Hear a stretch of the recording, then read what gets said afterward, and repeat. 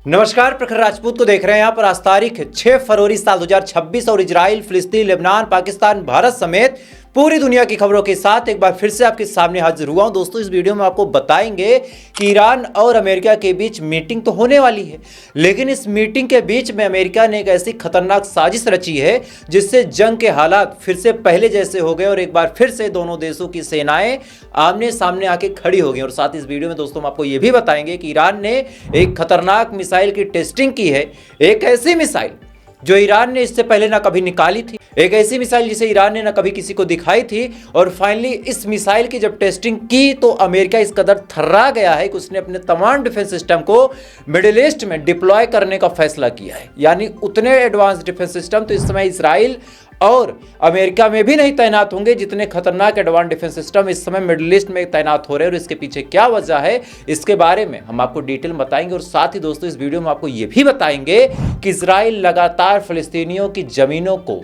बंजर करने के लिए केमिकल का छिड़काव कर रहा है। और ये खबर मैंने आपको ऑलरेडी पहले बताई थी, लेकिन तब लेबनान और सीरिया से जुड़ी हुई थी। लेकिन आज फिलिस्तीनियों का ऐसा वीडियो निकल के सामने आएगा जिसको देखने के बाद आज आपकी आंखों में आंसू आ जाएंगे। और साथ ही हमारे देश के प्रधानमंत्री ने पहली बार इस बात को एक्सेप्ट किया है कि वो एक नाकाम, एक फेल प्रधानमंत्री हैं। और ऐसा क्यों कह रहा हूं, इस वीडियो को आप लास्ट तक देखिएगा, आपको डिटेल में चीजें पता चलेंगी। इस वजह से अगर आप चैनल पर नए हैं तो वीडियो को लाइक कर लें, चैनल को सब्सक्राइब कर लें, क्योंकि जब भी मैं वीडियो डालूं सबसे पहले आप तक पहुंचे। और साथ इस वीडियो को आप कहां से देख रहे हैं कमेंट करके बता दीजिए। तब तक दोस्तों एक एक करके मैं आपको खबरें बताता हूं। और सबसे पहली खबर मैं आपको ईरान की बताऊंगा। दरअसल आज ईरान के फॉरेन मिनिस्टर अब्बास अराची ओमान के मस्कट में पहुंच चुके हैं। उनका जहाज बाकायदा लैंड करता है, उनके साथ कई सारे लोग होते हैं और वो मीटिंग करने के लिए जा रहे हैं। जहां तक अब की बात है, जिस समय आप वीडियो देख रहे हैं उस समय तक मीटिंग शुरू भी हो गई होगी, लेकिन इसी बीच जो अपडेट्स और जो डेवलपमेंट निकल के सामने आई हैं उसके बाद अब ये कंफर्म है कि इस मीटिंग का कोई खास मकसद नहीं है।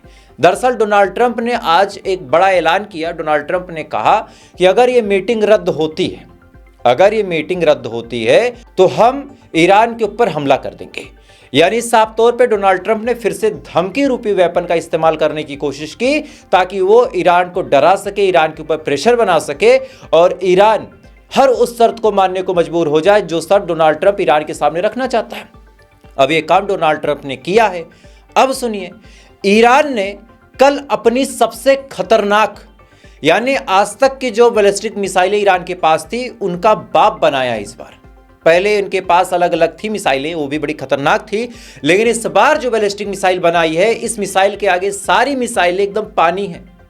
इस मिसाइल का नाम खुर्रम शहर 4 है और इस मिसाइल की काबिलियत आप इतनी जानिए कि दुनिया के किसी भी कोने को चूम सकती है। मतलब यहां से ईरान इस मिसाइल को दागेगा तो दुनिया के किसी भी कोने में मिसाइल जा सकती है। और अगर इसकी स्पीड की बात करूं तो आवाज की स्पीड से कम 16 गुना ज्यादा तेज ये हवा में चलती है, और अगर नीचे से इसको फायर किया जाता है तो 8 गुना ज्यादा तेज ये आवाज से चलती है। यानी अभी आवाज आई, इससे 8 सेकंड पहले वो मिसाइल आके लग गई होगी। यानी आवाज के माध्यम से इसको डिटेक्ट करना इम्पॉसिबल है। और इसकी स्पीड की अगर दोस्तों बात की जाए, स्पीड तो मैंने आपको ऑलरेडी बता दिया कि मैक 8 और मैक 16 की इसकी स्पीड है। लेकिन आप इतना जानिए कि अगर ईरान ने इस मिसाइल को फायर किया तो ये मिसाइल 10 से 12 मिनट के अंदर इजराइल को चूम लेगी।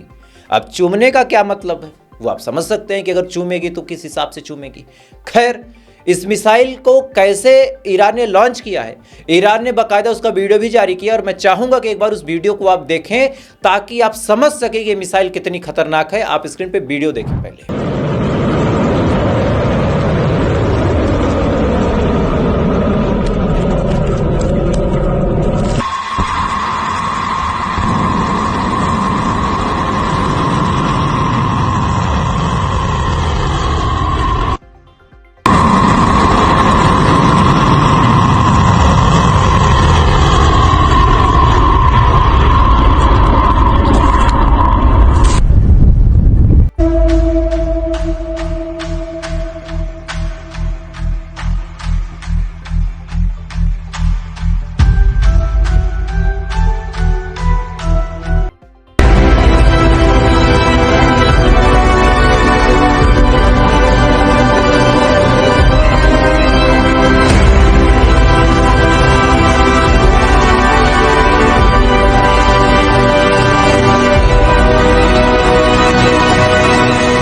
इस वीडियो में दोस्तों आप साफ तौर पे देख सकते हैं कि किस हिसाब से इस मिसाइल को लॉन्च किया है ईरान ने और इसकी कैपेबिलिटी कितनी है। और जैसे ही ये खबर अमेरिका के पास पहुंचती है, अमेरिका अंदर से कांप जाता है। अमेरिका इतना डर जाता है कि अमेरिका ने अपना थर्ड डिफेंस सिस्टम उठा के मिडिल ईस्ट में डिप्लॉय कर दिया और ज़्यादा खेप, यानी 1-2 तो तैनात किया, लेकिन 2-4-6 खेप और थर्ड डिफेंस सिस्टम की अमेरिका मिडिल ईस्ट में डिप्लॉय करने के लिए अमेरिका से मंगवा रहा है। और सुनिए, इनका जो पेट्रियट यानी MIM-104 डिफेंस सिस्टम है उसको भी डिप्लॉय किया जा रहा, और ये दोनों डिफेंस सिस्टम अमेरिका के टॉप नॉच डिफेंस सिस्टम हैं। तो आखिर ये डर क्यों है? इस दहशत की वजह क्या है? मतलब बड़ा साफ है कि इस मिसाइल खुर्रमशहर 4 से अमेरिका बुरी तरीके से डर गया है और अपने बचाव में अलग अलग डिफेंस सिस्टम को लेके आ रहा। इसी बीच अब आपको 2-3 कड़वी सच्चाइयां भी बताता हूं। आज अमेरिका के जो ट्रेजरी मिनिस्टर हैं, जिनका नाम स्कॉट बेसेंट है, इन्होंने बड़ा बयान देते हुए कहा कि हमने जानबूझ के, और ये मैसेज ईरान की आवाम के लिए है और वो लोग जो शासन सत्ता को परिवर्तित करने की कोशिश कर रहे थे उनके लिए भी ये बात उनको बताना चाहता हूं कि भाई साहब, स्कॉट बेसेंट ने साफ तौर पे कहा, हमने जानबूझ के ईरान के अंदर डॉलर्स की कमी पैदा की और जानबूझ के ईरान की करेंसी को निचले स्तर पर लेके आया, जो बैंक थी उनको तबाह किया, और ये तमाम काम हमने इसलिए किया ताकि ईरान के साथ हम कोई डील कर सके। स्कॉट बेसेंट ने क्या कुछ कहा, एक बार आप खुद सुन लें। Country at a speech at the Economic Club of New York in March, I outlined the strategy. It came to a swift and I would say grand culmination in December when one of the largest banks in Iran went under. There was a run on the bank. The central bank had to print money. The Iranian currency went into free fall. Inflation exploded, and hence we have seen the Iranian people out on the street. We will continue monitoring. इस video में दोस्तों आप साफ तौर पे सुन सकते हैं कि स्कॉट बेसेंट ने बड़े ही क्लियर अंदाज में बोला है, मतलब न घुमा के न फिरा के, बड़े स्पष्ट अंदाज में ये बात बोली है कि भाई साहब, हमने सालों तक प्लानिंग की।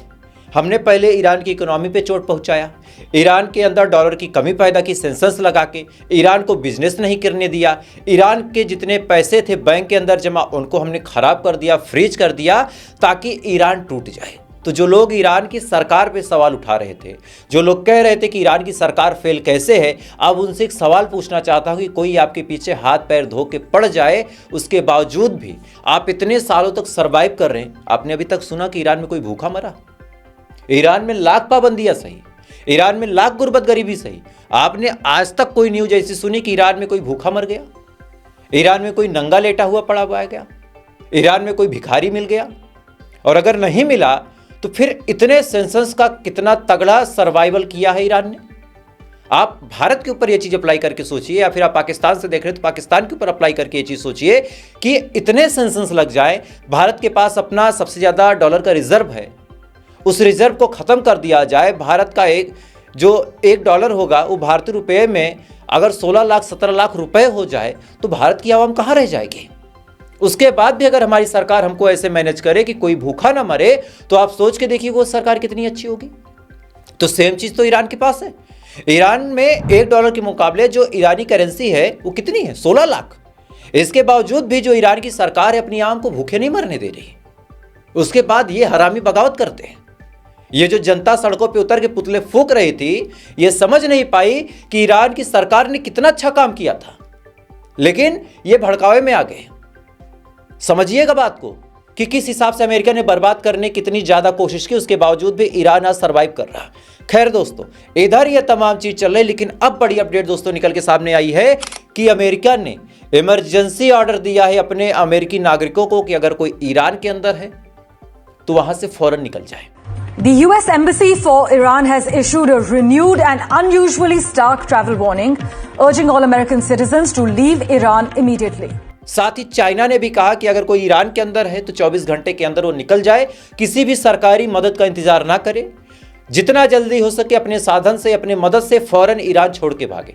पाकिस्तान ने भी सेम चीज बोली है कि जितने पाकिस्तानी ईरान के अंदर हैं 24 घंटे के अंदर पाकिस्तान के अंदर चले आए, वापस आ जाए, या फिर ईरान से कहीं और चले जाएं, चूंकि कुछ भी हो सकता है। अब इस चीज के दो ही मायने हैं, या तो इन दोनों देशों की यानी पाकिस्तान की और चाइना की जो इंटेलिजेंस यूनिट है, इनका अपना रिसर्च है, कि भाई साहब अमेरिका कभी भी हमला कर सकता है, कभी भी। और या तो ये बयान क्यों आया? जब अमेरिका ने ये बयान दिया कि 24 घंटे के अंदर हमारे लोग निकल जाएं, तो इसका मतलब बड़ा साफ है कि अमेरिका मानसिक दबाव भी बना रहा कि हम कुछ बड़ा करने वाले। तो कि आप देखिए कि एक तरफ आप अपने घर से दूर, इस चीज़ को समझिएगा, चौराहे पे आपकी कोई मीटिंग होनी है और आप अपने घर से दूर चौराहे पे बैठे हो, मीटिंग स्टार्ट हो, इसी दौरान आप न्यूज़ देखें कि जिससे मीटिंग होने वाली उसने कहा है कि 24 घंटे के अंदर हम आपके घर पे हमला कर देंगे। तो ऐसे हाल में उस मीटिंग में आपके ऊपर दबाव पड़ जाएगा। आप सोचेंगे कि भाई हमारी आवाम वहाँ मर ना जाए, इससे अच्छा हम डील कर लेते हैं, नहीं तो कल को ब्लेम हम पे आएगा कि भाई साहब इन्होंने डील नहीं की तभी हमला हुआ। तो एक मानसिक दबाव, एक साइकोलॉजिकल प्रेशर बनाने का काम भी डोनाल्ड ट्रंप कर रहा है। और इस मामले में अब बस अराची को समझना होगा कि उनको क्या करना है, क्योंकि अगर एक बार वो झुके तो ईरान तो फिर टक से सिमट जाएगा, क्योंकि ईरान की सबसे बड़ी ताकत उसकी बैलिस्टिक मिसाइल है। और अगर ईरान बैलिस्टिक मिसाइल नहीं बना पाएगा तो फिर ईरान किसी काम का नहीं। अमेरिका और इजराइल आज नहीं तो कल ईरान को खत्म कर देंगे, ये बात हम सभी जानते हैं। और अगर बैलिस्टिक मिसाइल पे समझौता नहीं करता है और अमेरिका हमला कर देता है ईरान के ऊपर और इजराइल भी उसमें सपोर्ट करता है, तो अपनी आवाम को बचाने का जिम्मा भी फिर सरकार का होगा। और ऐसा कोई भी देश नहीं है, और ये बात मैं आपको डंके की चोट पे बताना चाहता हूं कि कोई भी ऐसा देश नहीं है। एक छोटा सा नेपाल अगर अमेरिका पे हमला कर दे तो भी कुछ नुकसान पहुंचा देगा। तो अगर अमेरिका हमला करेगा तो ये सोचना कि भाई साहब कोई नुकसान नहीं होगा, ये दूसरे देश में बैठ के, जैसे आप भारत से देख रहे हैं, पाकिस्तान से देख रहे हैं, तो यहां से बैठ के चाय की चुस्की लेते हुए ये बोलना बड़ा आसान होगा कि अरे ईरान को लड़ने दो। लेकिन बात इतनी सी नहीं है दोस्तों, मिसाइलें चलती हैं तो लोग मरते हैं। ये नहीं कहा जा सकता कि ईरान के पास इतनी मिसाइलें हैं तो अमेरिका हमला करेगा तो नुकसान नहीं होगा। नुकसान तो होगा, ये नहीं कहा जा सकता। कोई भी आपको ये बता दे कि अमेरिका हमला करेगा ईरान को नुकसान नहीं होगा, तो ये तो इम्पॉसिबल बात है। नुकसान तो होगा। हाँ, ये हो सकता है कि इनको भी नुकसान होगा, उनको भी नुकसान होगा, बस यही इतनी चीजें हो सकती है। लेकिन ये कहना कि नुकसान नहीं होगा, ये तो सरासर बेवकूफी होगी। तो ऐसे हाल में अब्बास अराची के ऊपर ये प्रेशर है कि हम डील करें, झुकें या ना झुकें, क्योंकि अगर जंग शुरू हुई तो आवाम तो मरेगी। बाद में चाहे जितना बड़ा हमला ईरान कर दे, लेकिन ये बात कंफर्म है कि जंग शुरू हुई तो आवाम तो मरेगी, लोग मारे जाएंगे। खैर दोस्तों, इधर ये तमाम चीज चल रही है, इधर इजराइल अलग ही दुनिया में मस्त है। इजराइल ने कल सीक्रेट मीटिंग की और इस मीटिंग में इजराइल ने डिस्कस क्या किया कि भाई साहब यमन तो खतरा है, लेबनान खतरा है, हमास खतरा है, लेकिन अब जो इजिप्ट है वो भी बहुत तेजी के साथ आगे बढ़ रहा, जो इजिप्ट है वो भी बहुत तेजी के साथ आगे चलता चला जा रहा। और ऐसे हाल में इजिप्ट को रोकना होगा। मतलब इजिप्ट के साथ जंग की तैयारी में नेतन्याहू लग गया है और इसके बारे में बाकायदा उसने मीटिंग की है। और इजिप्ट कौन है? ये वही है जो गाजा के लिए आवाज नहीं उठा रहे थे, ये वही है जो गाजा के लिए इनके मुंह में दही जम गई थी, और आज वही नेतन्याहू इनके पीछे पड़ा है। तो कोई बात नहीं, झेलो। खैर, इधर ये तमाम चीज दोस्तों चल रही है। इधर आज एक फिलिस्तीनी भाई ने वीडियो भेजा है और वीडियो में आपको दिखाऊंगा, ये वीडियो वहीं से आया है। आज फिलिस्तीन की जमीन पे इजराइल ने केमिकल छिड़का है ताकि वो जमीन बंजर हो जाए। इससे पहले ये लेबनान में कर रहे थे, मैंने आपको बताया था। इससे पहले ये सीरिया में कर रहे थे, मैंने आपको बताया था। और मैंने कहा था कि सीरिया की हुकूमत, लेबनान की हुकूमत इसके खिलाफ आवाज तक नहीं उठाने की हिम्मत कर सकती। ये बातें मैंने आपको बताई थी। अब देखिए फिलिस्तीन में भी उन्हीं सेम केमिकलों का छिड़काव किया गया ताकि जो फसलें हैं वो तबाह हो जाए। हेब्रोन के इलाके में एक खास जगह जिसका नाम मसाफर है, एक एरिया है मसाफर, वहां पे केमिकल्स का छिड़काव किया गया और उसका वीडियो आप पहले स्क्रीन पे देखें।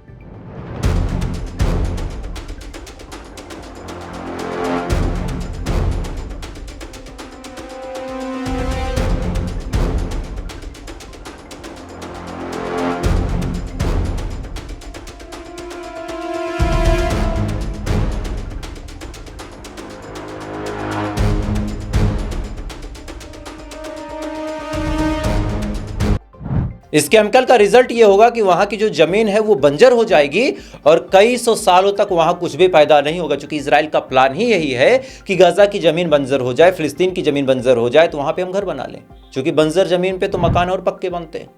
खैर, इधर ये तमाम चीज दोस्तों चल रही है। इधर आज यमन के अंदर बहुत बड़ी तादाद में फिलिस्तीन के सपोर्ट में रैली निकली है और उसने फिलिस्तीन को सपोर्ट करने का फिर से बड़ा ऐलान किया। एक काम कीजिए, उस रैली का वीडियो आप देखें। جاهزون ومشتاقون جاهزون ومشتاقون ولنصرتكم سباقون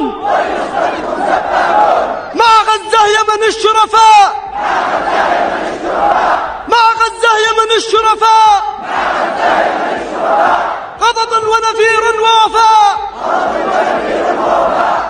इस वीडियो में दोस्तों आप साफ तौर पे देख सकते हैं कि किस हिसाब से फिलिस्तीन के हक में वहां पे रैली निकली है और इस रैली में फिलिस्तीन के झंडे उठाए गए और ये झंडे लानत हैं उन लोगों के ऊपर जो अरबों खरबों की प्रॉपर्टीज में कई सौ करोड़ की गाड़ियों में बैठ के मदीने की कमाई से शराब पीते हैं, जिन्होंने गंध मचा दी पूरी दुनिया में, जो अमेरिका के आगे झुकते चले गए, जो ये कहते हैं कि ईरान पे हमला कर दो नहीं तो ईरान शक्तिशाली हो जाएगा, जो ये कहते हैं कि हमारे एयर स्पेस का इस्तेमाल कर लीजिए, जो ये कहते हैं कि हम अब्राहम अकॉर्ड ज्वाइन करेंगे और इजराइल के साथ कोई भी डील नहीं करेंगे। उनके लिए शर्म से डूब मरने वाली बात दोस्तों यही है कि आज देखिए यमन कैसे फिलिस्तीनियों के सपोर्ट में खड़ा हुआ है। खैर, इधर पूरी दुनिया में यह चल रहा, हमारे देश में क्या चल रहा वो जान लीजिए। आज मोदी साहब ने अपने मुंह से इस बात को एक्सेप्ट कर लिया है कि जो घुसपैठिए हैं वो इस देश के अंदर घुसपैठ करके लोगों के हकों को खा रहे हैं। थोड़ा सा वीडियो सुने आप। मेरे देश का नौजवान कैसे ऐसे लोगों को माफ करेगा जो घुसपैठियों की वकालत करने के लिए ताकत लगा रहे हैं, और घुसपैठिए मेरे देश के नौजवानों के हक छीन रहे हैं, उनकी रोजी रोटी छीन रहे हैं, आदिवासियों की जमीन छीन रहे हैं, बेटे बेटियों के जिंदगी पर खतरे पैदा हो रहे हैं। लेकिन उनके लिए महिलाओं पर अत्याचार होते रहे।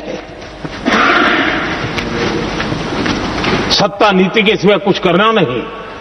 इस वीडियो में आप साफ तौर पे सुन सकते हैं दोस्तों कि मोदी साहब ने क्लियर बता दिया है कि घुसपैठिए जो हैं, जो बांग्लादेश से आ रहे हैं, जो पाकिस्तान से आ रहे हैं, जो नेपाल से आ रहे हैं, ये हमारा आपका हक खा रहे हैं।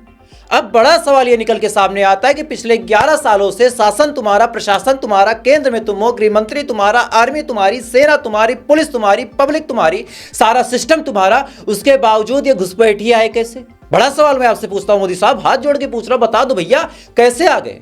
और अगर आ गए तो बॉर्डर पे सिक्योरिटी का जो जिम्मा आपने उठाया था और कहा था कि भाइयों बहनों देश सुरक्षित हाथों में है, वो बेड़ा आपने जो उठाया था कहां गया? कैसे घुसपैठिए आ गए? इसका जवाब आपको देना पड़ेगा मोदी जी, क्योंकि सवाल मैंने पूछा है और मेरे साथ ये जो मेरे 1 लाख भाई मेरे साथ बैठे हैं ये सवाल पूछ रहे हैं। इसमें कोई हिंदू होगा, कोई मुस्लिम होगा, कोई सिख होगा, कोई अगड़ा होगा, कोई पिछड़ा होगा, कोई ठाकुर होगा, कोई ब्राह्मण होगा, कोई दलित होगा, कोई वैश्य होगा, कोई सिया होगा, कोई सुन्नी होगा, डज नॉट मैटर। आज ये भारतीय आपसे सवाल पूछ रहे हैं कि 11 सालों में आप कर क्या रहे हैं अगर घुसपैठिए आ रहे हैं तो? खैर, जवाब का इंतजार रहेगा मोदी जी। तो फिलहाल दोस्तों अभी के लिए बस इतना ही, बाकी थोड़ी देर बाद आपसे फिर मुलाकात होगी, चूंकि मीटिंग धीरे धीरे आगे बढ़ रही है। जो भी रिपोर्ट आएगी आपकी अगली वीडियो में जरूर बताऊंगा, इस वजह से अगली वीडियो आपसे मिस ना हो। चैनल पर नए हैं तो सब्सक्राइब बटन दबा लीजिएगा ताकि जब भी वीडियो लाओ सबसे पहले आप तक पहुंचे। बाकी थोड़ी देर बाद आपसे फिर मुलाकात होगी ऐसी किसी खबर के साथ। तब तक आप अच्छे रहे, खुश रहे, अपना ख्याल रखें, अपने देश का ख्याल रखें। जय हिंद, ऊपर वाला की हिफाज़त करें।